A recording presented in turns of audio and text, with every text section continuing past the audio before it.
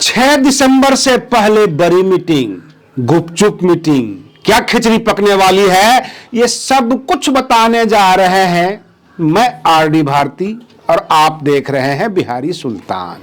6 दिसंबर बाबा साहेब भीमराव अंबेडकर जी का परिनिर्वाण दिवस। सभी पार्टियां जो भी अपने आप को अंबेडकरवादी कहती हैं, जिनको संविधान में आस्था है, डॉक्टर भीमराव अंबेडकर को जो सम्मान देते हैं, सबके सब परिनिर्वाण दिवस पर उनका परिनिर्वाण दिवस मनाएंगे, श्रद्धा सुमन अर्पित करेंगे। लेकिन बहन मायावती जी का जो खुला आह्वान, जो उसकी तैयारी, क्या सपा, बसपा, ममता दीदी यानी टीएमसी सबको एक जगह ला रही है। कांग्रेस भी चाहती है हम पीछे लग जाएं। क्या बहन मायावती जी इंडिया अलायंस का चेहरा बनने वाली हैं या 2029 का प्रधानमंत्री चेहरा? बहुत सारी बातें हम आपके सामने फैक्ट, बिल्कुल सच्चाई के करीब रख रहे हैं। अगर आप हमारे चैनल पर आ ही गए हैं तो 5 मिनट रुककर इस वीडियो का पूरा एनालिसिस देख लें, जो हमारे सामने सूत्रों के हवाले से खबर है। अगर बिहारी सुल्तान चैनल को आर्थिक रूप से मजबूत करना चाहते हैं, ये चैनल आपका है, तो आर्थिक सहयोग जरूर करें। क्यूआर कोड और फोन पे हमने लगा दिया है। चैनल मजबूत तो आप मजबूत, आपकी आवाज मजबूत। लेकिन सच ये है कि बहन मायावती जी बसपा को अकेले मजबूती देना चाहती हैं, किसी अलायंस में जाना नहीं चाहती हैं। खबरें ये है कि बिहार चुनाव के बाद एआईएमआईएम और बसपा की नजदीकियां बढ़ी है। ओम प्रकाश राजभर तो पहले से ही कह रहे हैं बहन जी मजबूत लीडर है, बसपा मजबूत है। ये सब तो आपने सुन ही रखी होगी।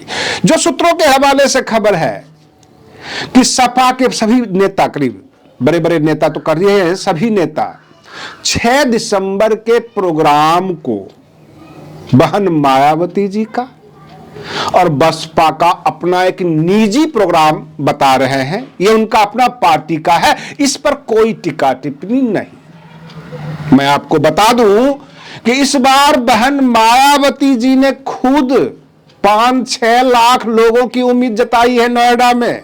जबकि मैं आपको बता दूं, फैक्ट चेक कर सकते हैं, बहन जी ने 9 अक्टूबर से पहले जो ऐलान किया था माननीय काशीराम जी के जो है श्रद्धा सुमन अर्पित दिवस के ऊपर, वहां पर 3 से 4 लाख का अनुमान था बहन मायावती जी का, जहां पर बताया जाता है कि 10 से 15 लाख लोग आ गए। लेकिन इस बार तो बहन मायावती जी एक्टिव है, 5-6 लाख लोग तो वो मांग ही चुके हैं। कितने लोग तो होने ही चाहिए।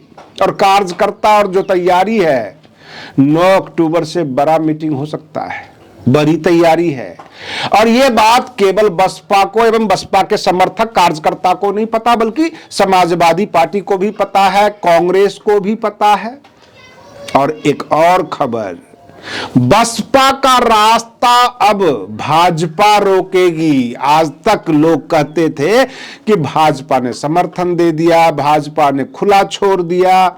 बहन मायावती जी से भाजपा अब डर गई है, हर जगह है।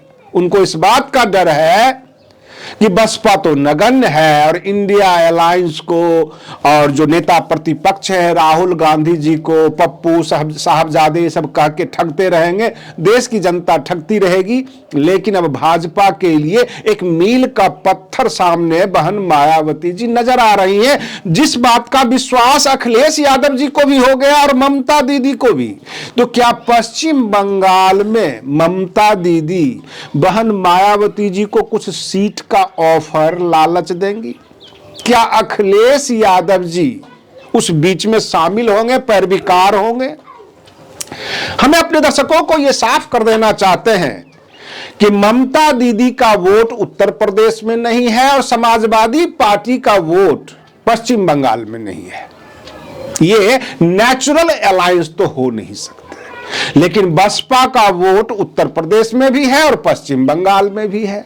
अब ममता दीदी और बहन मायावती जी एक साथ आ जाएं और 2 पिछलग्गू पीछे रहें, सपा और कांग्रेस, तो इंडिया अलायंस मजबूत होता है, ऐसा हर रणनीतिकार मानते हैं। और उसमें भी अगर बहन मायावती जी को चेहरा बनाकर रखा जाए सबसे ऊपर, पीछे से सारे के सारे सपोर्ट में आ जाए, 2029 का प्रधानमंत्री चेहरा अगर बहन मायावती जी को बना दिया जाए तो इंडिया अलायंस के आगे एनडीए फीकी पड़ जाएगी।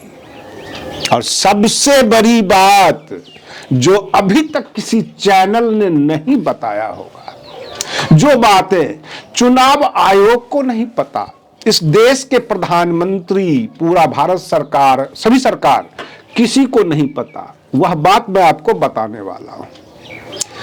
आप तो समझते हैं कि ईवीएम की सेटिंग है, चुनाव आयोग हेराफेरी करती है। राजनीतिक दल इसका तोड़ खोजने में लगे हुए हैं, नहीं मिल रहा है। लेकिन क्योंकि 2004 से पहले लोकसभा से जनप्रतिनिधि कानून के अंतर्गत यह पारित किया गया बहुमत से कि ईवीएम से चुनाव होगा, और तब से यह धांधलेबाजी शुरू हो गई। 2004 से 2009 और 2009 से 2014 कांग्रेस की सरकार रही केंद्र में, और केंद्र ने 2 टर्म मजे मार लिया कांग्रेस ने। और उसके बाद 2014 से तो भाजपा है जो किसी की आगे बढ़ने नहीं दे रही, चलने ही नहीं दे रही है। चुनाव आयोग भी मेरे जेब में, ईवीएम भी मेरे जेब में, सब कुछ मेरे जेब में चल रहा है। इसका एक इलाज है बड़ा जबरदस्त। बहुजन समाज पार्टी के पास कैडर है, जो कि बहुजन समाज पार्टी ही इसका इलाज कर सकती है। यह बात अखिलेश यादव जी भी समझते हैं, कांग्रेस भी समझती है, ममता दीदी भी समझती है, और सब मिलकर इसलिए बहन मायावती जी को प्रधानमंत्री चेहरा बनाने की सोच रही हैं। आप कहते हैं एसआईआर में नाम डिलीट हो गए, नाम कट गए। आप कहते हैं ईवीएम सेटिंग हो गई, बहुत सारी बातें आप कहते हैं, हर प्रकार के आरोप हैं। लेकिन ममता दीदी ये कह रही हैं कि बसपा के पास कैडर वोट है, पश्चिम बंगाल में टीएमसी के पास भी कैडर वोट है। अगर ये सब के सब विचार करके और अपने पार्टी स्तर पर एक चुनाव कर लें, अपना बैलेट पेपर बनाकर कि हमारे पास बैलेटों की संख्या कितनी है और वोट कितने पड़े हैं, और जो इनके पास बैलेट की संख्या है उसमें नाम पता भी होगा। अगर वो कहते हैं कि जो आपके वोट पड़े हैं वो फर्जी हैं, आपने राजनीतिक दल है, आपने 2 लाख वोट अपने बक्से में गिरा लिए हैं, कितने आपके कार्यकर्ता है, तो कहां है? तो ये अपना कार्यकर्ता सामने कर सकते हैं कि जिस पे अपने उंगली उठाया है वो यहां है।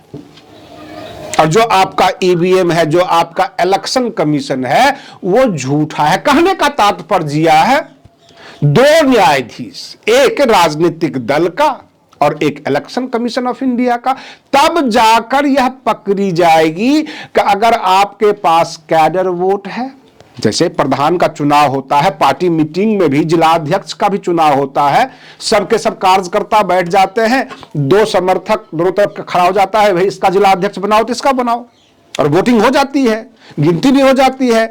उसी तरह से एक इलेक्शन पार्टी या गठबंधन के अंदर होना चाहिए, और आपको पता होना चाहिए कि आपके मतदाता हैं कितने, आपके पास बैलेटों की संख्या है कितनी। भारत सरकार और सुप्रीम कोर्ट इतना बड़ा जद्दोजहद तो नहीं लेगी कि आप कहोगे बैलेट पेपर से चुनाव करवाओ, वो कहेंगे बहुत समय लगेगा, बड़ी भारी भीड़ है इसमें। लेकिन आपको अगर डाउट हो चुका है, एसआईआर से नाम कट जाते हैं आपके मतदाता के, तो आप अपने व्यक्तिगत स्तर पर, पार्टी स्तर पर एक चुनाव करवा लीजिए। आप मत जाइए दूसरे के मतदाता के पास, आपके पास मतदाता कितने हैं वोट डाल के आपके बक्से में गिरा देंगे, आपको पता लग जाएगा कि आपके पास है मतदाता कितना, और जो वोट प्रतिशत आया है वो दोनों मैच कर रहा है या हेराफेरी है। इसमें पार्टी को खर्चा तो आएगा, समाजवादी पार्टी को भी खर्चा आएगा, ममता दीदी को भी आएगा, बसपा को भी वहन करना पड़ेगा, अपने कार्यकर्ताओं के ऊपर, अपने मतदाताओं के ऊपर। लेकिन दूध का दूध और पानी का पानी हो जाएगा कि अगर 20 लाख लोग जो है इंडिया अलायंस को वोट कर दिए अथवा बसपा को वोट कर दिए, और वहां पर परसेंटेज आता है कि आपको तो वोट ही मिले हैं 10-12 लाख, तो पकड़ी जाएगी कि हेराफेरी हुई है, क्योंकि आपके साथ वो इंसाफ कभी नहीं करेंगे, आपको कानून का हवाला देते रहेंगे, आपको फर्जी बताते रहेंगे। इसलिए महागठबंधन, एक बड़ा इंडिया अलायंस बनना जरूरी है, उसमें बहन मायावती जी को चेहरा बनना जरूरी है। पहले खबर आई कि बहन मायावती जी के खिलाफ कोई टिप्पणी नहीं होनी चाहिए, उनको सम्मानजनक तरीके से एड्रेस होना चाहिए। ये अखिलेश यादव जी की तरफ से सपा कार्यकर्ताओं के लिए, सपा के नेताओं के लिए। दूसरी, ममता दीदी पश्चिम बंगाल में बहुत बुरी तरह से उलझ गई हैं, बौखला गई हैं, क्योंकि भाजपा वहां अटैक मारने वाली है। कांग्रेस ये देख रही है कि इंडिया अलायंस भी बना लिए, सब कुछ कर लिए, बिहार में जो गत हुआ है वो तो देख ही लिए हैं, इसमें गलती हुई कहां से है? तो बहन मायावती जी को साथ नहीं लाए। चलो बहन मायावती जी को मुखिया बनना है, प्रधानमंत्री बनना है, आगे आगे चलना है तो उन्हीं को बना दो। किसी तरह से भाजपा का रास्ता रोकना है। और ये सब जानते हैं कि भाजपा का रास्ता रोकने के लिए बहन मायावती जी एक फिट कैंडिडेट हैं। प्रश्न ये उठता है कि बहन मायावती जी को सम्मान दीजिए, सम्मानित पद दीजिए, सम्मानित जगह दीजिए। और बहन मायावती जी अगर चेहरा बन जाती हैं, अखिलेश यादव, ममता दीदी सबके सब मनाने में कामयाब हो जाएंगे। तो क्या ये सारे के सारे नोएडा में बहन जी के साथ रहेंगे 6 दिसंबर को? ये प्रश्न है। 6 दिसंबर से पहले जो ये बड़ी मीटिंग होगी, क्या बहन मायावती जी मान जाएंगे? बहन मायावती जी की तरफ से कोई ऑफिशियल बयान नहीं है कि हम साथ आ रहे हैं, मैं आपको क्लियर कर दूं। लेकिन ये सबके सब घेराबंदी में लग गए हैं कि बहन जी को चेहरा बनाना है, बहन जी को इंडिया अलायंस के चेहरा बना के आगे लाना है, तभी जाके भाजपा को रोकेंगे। अब भाजपा बसपा का रास्ता रोकेगी, बसपा के कार्यकर्ताओं से जो है आमने सामने होगी।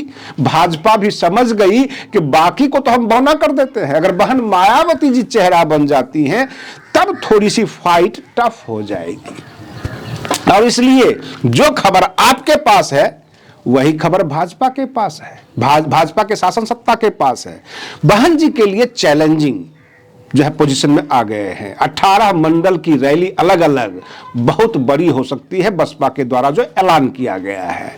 आज के लिए बस इतना ही। आप बने रहिए बिहारी सुल्तान चैनल पर, हम फिर मिलते हैं अगले वीडियो में। तब तक के लिए धन्यवाद।